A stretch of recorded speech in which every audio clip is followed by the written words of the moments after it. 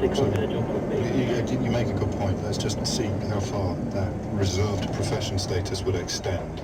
Taxi drivers?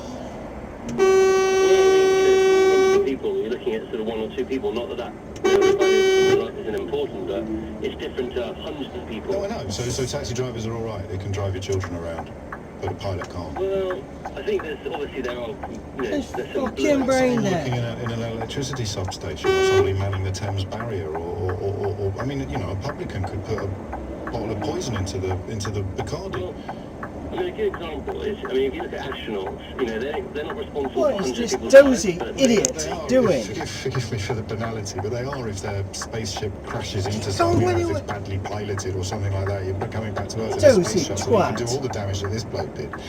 You could drive your taxi into a school or a bus queue. Yeah, I know, but you look at astronauts, they literally go under every check, every health check, because they know as soon as they're in the air, they can't do anything about it, and they could completely scupper the whole mission and people's lives. And they know... They're not going to know about mental health issues unless the astronaut tells them. Well, no, because these airlines have psychiatrists. You know, this guy was checked 6 years ago. You know, he was under surveillance. You know, his own psychiatrist was about to section him.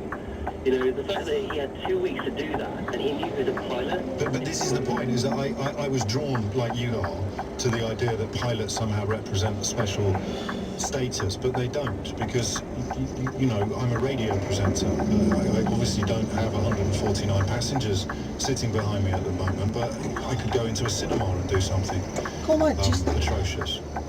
You could, but that doesn't concern your employer. That doesn't concern your employer. You know, you're free. Okay, I could come into work tomorrow and go on a rampage.